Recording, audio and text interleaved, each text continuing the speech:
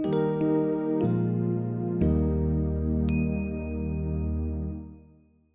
right, good morning.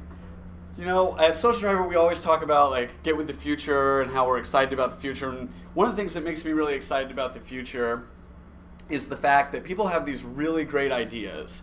People want to do really good things and they want to launch really awesome products. And this has always been the case, but now with the digital web, with the social web, they're able to take those ideas and really scale those up. Steve Jobs, before he died, said that he was asked why was the invention of the computer so important, and he referenced back to a study that was done on human locomotion and locomotion of animals, and he said, the scientists studied it, and it turns out the most efficient animal, calorie in, mile out, is the California condor, and then it's like a lot of animals, and then it's horses, and then humans are somewhere in the bottom half in terms of efficiency. And that same scientist asked, but what about humans on a bicycle? And it turns out humans on a bicycle are not just a little bit more efficient than any other animal, they're scales more efficient than any other animal. So humans, with their invention in just a couple hundred years, were able to beat out all of nature and what it had done over millions and billions of years of evolution. And he said the computer is the bicycle for the human mind. And I find that really exciting. And it means that there's a lot of potential for what you can do with these social tools. Sometimes people call the tools, social media, websites, mobile technology disruptive. But what they really mean is that their company and people are using this tool to disrupt their plans to take over the world, or whatever it is their plans are. People are messing up their plans, and they've spent a lot of time and a lot of money doing all these plans and building all this stuff, and people are messing with it. Not the technology. The technology is not disruptive. It's people's habits and how they use the technology that's disruptive. So another thing that's going on is digital is no longer, like digital commerce or e-commerce is no longer e-commerce. It's just commerce, right? Digital's becoming the same thing as not digital. And that's really awesome, because if you can scale things up with digital technologies and it's going to be in everything, then there's going to be a lot of potential for the future. It's kind of like this iron here in the background. It's a coal iron. This is what people iron their clothes with before the iron was invented. And I didn't even know that this existed until I was Googling around trying to find pictures of stuff that went away with history. And nobody would ever call this an iron anymore. They always call it a coal iron. And if I put an electric iron in the background, I wouldn't call it an electric iron, I would call it an iron. And people's language changes, and people how they use technologies change in their life, and the same thing's happening. At change.org, that activism isn't digital activism, it's just activism. And building videos and doing animation at Duke and the Duck isn't digital storytelling, it's storytelling. And that's the way it is with everything now. More and more digital's being built in, and the companies and nonprofits that adapt digital into their practices are the ones that are going to move forward through history, and the ones that don't are going to be like the people who built this iron, this coal iron in the background, and they'll fade away if they don't update their technology, because I don't think anybody makes coal irons anymore. So Apple is actually coming out. Oh, okay. Everyone's gonna have one. The coal iron. So if you're not going to talk about digital, what should you talk about? And this is also in your career paths, and not just in terms of technology, but you should frame things in terms of people and what people are doing with technology. So I just want to kind of talk through a few emerging trends that are going to affect everybody's businesses over the next few years, and maybe they're already affecting yours. The first one is the sharing economy. And this is one that we see a lot here in DC with Bikeshare and car shares. I know there's Zipcar. This is Car2Go, whose office is right down the street. And what's happening is consumers don't have to save vast amounts of money or take a lot of time to get what they want. They can get it now at a very low cost by sharing it with other people. And so obviously it's affecting the car industry, but it's affecting lots of different industries. Universities and engineering companies and architecture firms are able to rent times on 3D printers. There's a whole chain of 3D printers around the world now, and where you can go and rent time rather than spending $100,000 on a device that you would have to save money for and spend time setting up. You can just go and give them your credit card and use it for the time that you need it, and then not have to worry about any of the costs or anything. But this is building the first generation of what we're calling the social consumers. And social consumers don't have anything to do with like the social media or anything. They're consumers that consume things socially. They're used to sharing things, and this is going to, it's already affecting the car industry, it's affecting other industries, and it's going to continue to affect industries, whether it's nonprofits or for-profit businesses. Another thing that's going on is storytelling with data. In the 1990s, there was a book called The Inmates Are Running the Asylum. I don't know if any of you guys have ever read that, but it was a really profound book because marketers and techno people like me adopted that book and really held on to it. And it talked about this idea of personas and scenarios, and how if you were going to build a product and you were going to market it, you should tell a story about who you're giving it to, and you should make them up, and you should tell how the product fits in their day, and you should write a whole, article about what the person did when they woke up and what they ate for breakfast, and then they used your product, and then they went to work.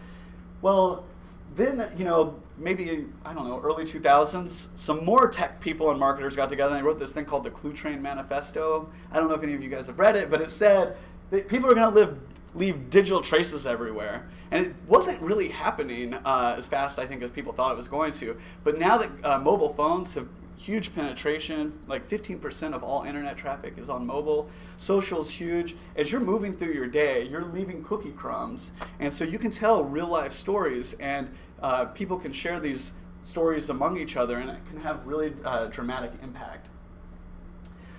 I like this picture of this lady. She's like, So this is another thing that's happening, another trend, social information and influence. So first social information came about, maybe you take your phone to Best Buy and you're buying a computer and you scan it and you're like, oh, I can get it cheaper on Amazon. Or someone on the internet said this computer sucks, right? And it only has 1-star rating, so I'm not going to buy it. But now it's moved beyond that. As I'm purchasing things, as I'm going to different restaurants, I tend to actually think about, maybe I should think about, what other people have to say about this. What are people going to think about me for being here? I'm not the only one who hasn't checked into a place because I didn't want my friends to see where I was, and that happens. And the whole reason why you change your habits is because you know that your friends and your family and so on are going to judge you. What are they going to think about you if you gave $100 to Mitt Romney, or if you volunteered in an Obama campaign rally? How's your family going to react to that? How's your friends going to? Because now with those cookie trails that are all over, those cookie crumb trails of data, people are going to know about that. And then the other thing is people trust their peers when it comes to decision making. If I see Ashton Kutcher tweet something about his awesome Nokia, or is it Nokia? I don't know, Nikon camera, I know that he's getting paid from Nikon to tweet that, right? He's on all their commercials. So I only take that so far. But if I go to Amazon and I see there's 5,000 reviews and the majority of them are 2 stars and 3 stars, I'm going to be like, Ashton, you're full of crap. I'm not buying your camera. So another thing that's going on is with all this disruption, all these changes, there's these cultural micro-tensions that are happening. And so you can look for these. One of them is millennials are 40% of the car market, but they buy less cars and they drive less than any other people. So what's going on there? That's kind of a weird thing, and maybe that's why sharing has been able to take on so much in the auto industry. And then you can ask yourself about stories like the rapid growth of Instagram. What story are people trying to tell about themselves? In this kind of vintage kind of way. So I just put this in there because I like that effect. No, but the idea here is if you're doing digital marketing, if that's part of your job, or if you're looking for a product that's going to share, if you're starting a fire, you might want to pick this forest versus this forest. Not all ecosystems, not all communities online, not all ideas, not all people can match into a trend, a specific trend. So, just because Instagram happens to be huge now, it doesn't mean that's right for your business or whatever. You have to find the circle that's right for you to start a forest fire. All right, so what does all this have to do with marketing? So marketing online is becoming incredibly different than traditional marketing. And you've always been able to reach lots of people, and scale up your reach through television ads or print ads or even PR, but you've never been able to really scale your mission or scale the amount of goal that you want to reach. But traditional marketing lets you do that. And the reason why is because or digital marketing lets you do that. Traditional marketing starts here. It says I have a product, and that product needs a brand. Because the marketplace is crowded and people are stupid and they won't be able to figure out why my car is different than the other cars that are out there. And so then they build advertising and then they finally think of you. But in the digital world, you go completely the other way. You say, there's this person, and she's awesome, and she's highly caffeinated, and she's laughing.